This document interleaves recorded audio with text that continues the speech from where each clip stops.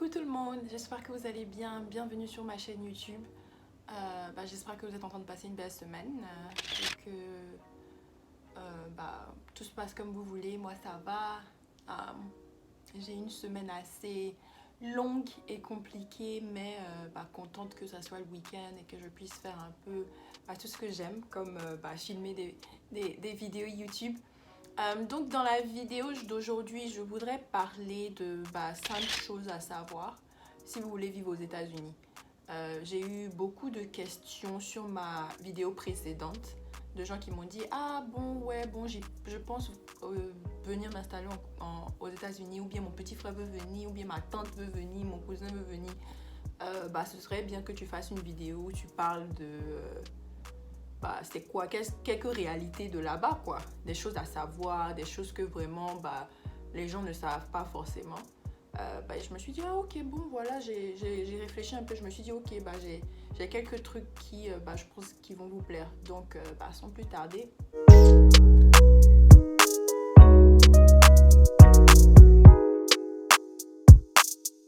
Ok, donc numéro 1, et bon, ça, je pense que ça s'applique un peu à n'importe où vous voulez aller. Il faut choisir sa ville en connaissance de cause, quoi. Il faut faire ses recherches. Un loyer à Los Angeles, à Houston, à Austin, à Chicago, ça va être super différent. Chicago est plus cher que par exemple Houston ou Austin. L'Illinois, les taxes sont plus élevées qu'au Texas. Los Angeles, les prix des loyers sont très élevés. Donc, en fait, il faut faire ses recherches et savoir exactement à quoi vous attendre. Il y a des États où ils ne payent pas vraiment beaucoup de taxes. Il y a des États où c'est beaucoup plus facile d'acheter une maison. Il y a des États où c'est beaucoup plus facile de faire certaines choses. Donc, en fonction de ce que vous voulez faire, en fonction de vos objectifs, en fonction de ce que vous voulez, il faut choisir sa ville, quoi, en connaissance de cause. Par exemple, à Chicago, je pense qu'il y a beaucoup d'opportunités pour trouver des boulots qui sont très bien payés. Mais bon, en même temps, le coût de la vie est élevé. Le prix des taxes est élevé. Le prix des loyers est élevé. Alors que dans d'autres villes, ce serait moins cher d'avoir à peu près les mêmes opportunités que tu as à Chicago, mais beaucoup plus abordables. Chicago, il fait très froid. Les hivers sont impossibles. Donc, ça aussi, c'est quelque chose à connaître. Il faut savoir côté météo, côté saison, comment est-ce que vous êtes. Est-ce que vous allez quelque part où il fait un peu plus chaud, quelque part où il fait un peu plus froid. Il faut savoir à quoi vous attendre, quoi. Après, je dirais les premiers mois, quand vous vous installez aux États-Unis, c'est difficile. Et encore, ça aussi, je pense que ça s'applique à partout où vous allez. C'est difficile, ça va vous rincer financièrement. Donc, il faut être prêt à dépenser beaucoup plus que probablement vous pensiez, quoi. Faut se dire qu'il y a beaucoup d'inattendus qui vont tomber sur vous. Beaucoup de formalités à faire, beaucoup de ci, beaucoup de ça. C'est-à-dire qu'il faut avoir vraiment une bonne économie qui peut vous supporter, moi je dirais 6 mois, 1 an d'économie, où vraiment, même si vous trouvez rien, vous êtes capable de survivre. Parce que c'est pas évident. En plus, quand vous venez de vous installer aux États-Unis, les gens, vous n'avez pas ils appellent ça le credit. Vous n'avez pas comment on appelle ça? Ils ne savent pas vraiment quel genre de payeur vous êtes. Donc, quand vous voulez acheter certaines choses ou que vous voulez certaines choses, les gens ne vous feront pas confiance. Donc, ils vont vouloir que vous payiez tous d'un coup. Pour un loyer, ils vont peut-être vous dire que comme vous n'avez jamais eu un appartement ici aux États-Unis, ils vont vous demander peut-être un peu plus de mois de caution que normal. Ou bien, si vous voulez acheter une voiture, ils vont pas vous faire confiance, ils vont vous demander de donner tout en cash. Donc, il faut savoir que les premiers mois sont difficiles parce qu'il faut vraiment vous construire, en fait, je sais pas, une personnalité aux États-Unis. Il faut que vous ayez un historique de trucs que vous faites pour que les gens commencent à vous faire confiance, à vous donner des trucs à crédit ou de vous donner des trucs moins chers et tout ça. Donc, ça, c'est quelque chose aussi à savoir, qu'il faut être préparé financièrement, quoi. Après ça, moi, je dirais que avoir une voiture ou avoir des amis véhiculés, c'est très important. Moi, j'ai eu la chance que quand je suis arrivée aux États-Unis, j'avais beaucoup de grands frères, j'avais beaucoup de grandes sœurs, j'avais beaucoup de cousins, cousines, amis de la famille qui étaient autour de moi. Donc vraiment, je ne manquais de rien, quoi. J'appelle seulement, veuillez me chercher, je dois aller au supermarché. Ou bien venez me chercher, j'étais vraiment, en plus j'étais la plus jeune, donc tout le monde s'occupait de moi, j'étais la petite sœur de tout le monde. Donc j'ai vraiment profité d'avoir des amis véhiculés. Shout out to Yannick, shout out to Romzi, shout out to Alik. Ça c'était ces personnes-là qui ils étaient juste un coup de fil away, quoi. J'appelle sur moi, je dis Yannick, Romzi, Alik. Pardon, venez me chercher, venez me chercher. Ou bien il fait trop froid pour aller à l'école, pardon, venez me chercher, vous allez me déposer. C'est indispensable. Moi, je pense avoir une voiture ou avoir des amis proches qui sont véhiculés, qui habitent autour de vous, qui sont véhiculés, c'est très important. Moi, peut-être, ça dépend des villes aussi. Si vous êtes dans des villes où les trucs de transport sont... Et à Chicago aussi, les trucs de transport, les moyens de transport sont très bien. Mais des fois, en hiver, quand il fait froid, vraiment, c'est décourageant, quoi. Te dire que tu vas marcher, aller au bus ou marcher pour aller au métro. Moi, j'avais un vélo des fois. Vraiment, c'est compliqué. Donc, je me dis que si j'avais pas des gens autour de moi qui avaient une voiture, j'aurais eu mon permis et j'aurais acheté ma voiture beaucoup plus vite. Mais j'ai acheté ma voiture après 2 ans parce que, bon, je me disais que je voulais aussi avoir mon indépendance. Et aux États-Unis, je pense contrairement en France, par exemple, aux États-Unis, vraiment, passer le permis, c'est vraiment une formalité, quoi. C'est assez rapide, c'est assez facile. Je pense que c'est vraiment différent d'en France. Je pense qu'en France, c'est beaucoup plus compliqué d'avoir son permis. C'est tout un investissement. Ici, c'est très simple. Donc, c'est très simple d'avoir un permis et voilà, acheter une voiture. Et voilà, quoi. Moi, je pense que c'est important d'être véhiculé, pour moi au moins. C'est important de savoir que tu auras une voiture. Mais moi, je pense que maintenant, même avec Uber, avec Uber, c'est vraiment plus facile. Parce que moi, au temps où je suis arrivée, bon, il n'y avait pas les Uber, il fallait appeler un taxi, tout ça. Donc, je pense que maintenant, avec Uber, c'est beaucoup plus facile de se déplacer. Peut-être que vous n'avez pas besoin de véhicule ou de tout ça, mais je pense qu'il faut se mettre en tête que vous aurez besoin d'un véhicule de temps en temps. Maintenant, pour moi, le plus ridicule et le plus dur à comprendre dans un pays aussi développé, c'est l'assurance maladie. Donc, si vous venez d'un pays où vraiment votre pays, votre gouvernement prend en charge votre assurance maladie, quand vous arrivez aux États-Unis, oubliez ça. Je parle vraiment à mes amis français de la France qui veulent venir s'installer aux États-Unis.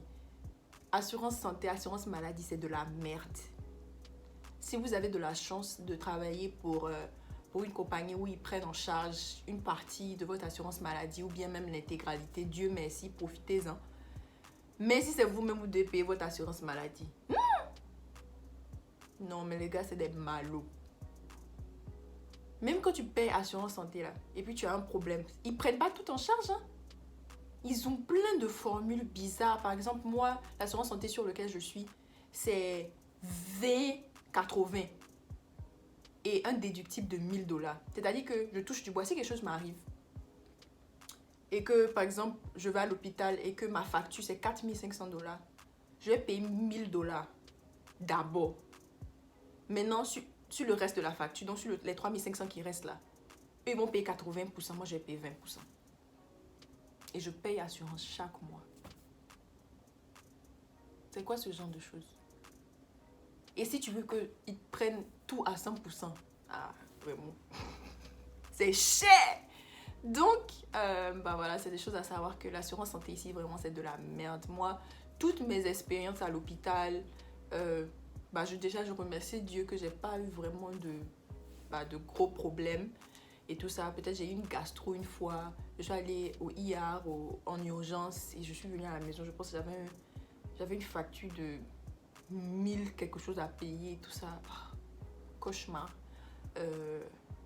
Donc voilà, c'est des choses à savoir que vraiment ici la santé, c'est un luxe, hein.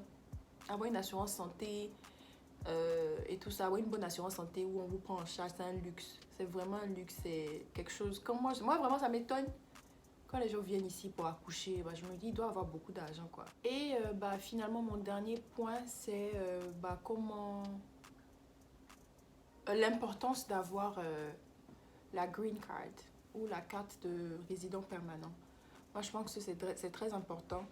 De nos jours, c'est un peu plus difficile de l'obtenir. Et je pense que je vais contacter certains de mes cousins, certains de mes amis qui sont passés sur le processus ou qui sont en ce moment en train d'essayer d'obtenir leur carte de résident permanent pour qu'ils parlent un peu de comment ça se passe. Donc, à moins que vous vous mariez, à moins que vous venez d'une famille américaine, ou à moins que, je sais pas, vous faites la loterie pour la carte de résident permanent, la green card, la dernière option, c'est que votre employeur, la compagnie pour laquelle vous travaillez, décide de vous sponsoriser. Et sponsoriser, c'est-à-dire que voilà, quoi, eux, ils pensent qu'il n'y a personne d'autre aux États-Unis. Il n'y a personne d'autre aux États-Unis qui peut faire le travail que vous faites. Donc, ils décident de vous sponsoriser pour que l'État puisse vous donner la carte pour pouvoir rester aux États-Unis et travailler et avoir la résidence permanente, quoi, parce que vous êtes indispensable. Et ça aussi, c'est assez difficile d'obtenir. Donc voilà, je pense que ça, je vais faire toute une vidéo dessus parce que moi, j'ai pas vraiment toutes les informations parce que je suis pas passée par là. Mais je pense que ça serait une vidéo qui sera très intéressante et qui pourrait aider beaucoup de gens. Donc, laissez-moi en commentaire si c'est quelque chose qui vous intéresse et je vais m'entendre avec certaines personnes qui sont passées par ce procès-là pour obtenir leur green card ou leur carte de résidence permanente et on va voir si on peut faire une petite vidéo pour ça. Mais bon, voilà, c'est toutes les choses qui me viennent un peu par la tête, de trucs pour lesquels on ne pense pas vraiment quand on décide de vouloir s'installer aux États-Unis. Je veux aussi parler de quand vous venez pour vos études et que vous voulez vous installer pour travailler, OPT, CPT, tout ça, c'est des trucs que vraiment faut s'informer avant de venir. Moi, vraiment, je vais faire très attention à ce que je vais dire, mais je ne conseillerais pas à mes proches qui ne sont pas américains ou qui n'ont pas gagné la loterie de carte de résident permanente et tout ça, de venir s'installer aux États-Unis. Aller au Canada, aller en Angleterre, aller dans des pays où ce serait beaucoup plus facile de devenir résident, quoi. Parce qu'aux États-Unis, moi, quand je pense au parcours de certains membres de ma famille, certains de mes amis proches, le parcours vraiment qu'ils ont eu avant d'obtenir leur carte de résidence permanente, franchement, ça me brise le cœur, quoi. C'est trop long, c'est trop triste. Pourquoi c'est aussi difficile? Pourquoi tant d'anxiété? Pourquoi le procédé est juste, c'est très mal fait. C'est un procédé fait pour que vous abandonnez. Et vraiment, c'est trop dur. Faites-moi savoir, je vais faire une vidéo sur ça et je vais inviter des gens qui vont parler un peu de leur procédé, comment ils ont fait et tout ça. Mais voilà, c'est tout pour aujourd'hui et j'espère que vous avez aimé la vidéo. Comme toujours, laissez-moi en commentaire si vous avez des questions, si vous avez des trucs auxquels j'ai pas parlé, si vous voulez savoir comment ça se passe pour des sujets spécifiques, si vous avez comment j'ai trouvé un appartement, comment j'ai fait ci, comment on fait ça. Faites-moi savoir, je vais faire des vidéos dessus, moi ça me dérange pas. Mais voilà, prenez soin de vous et on se parle dans ma prochaine vidéo. Bye bye.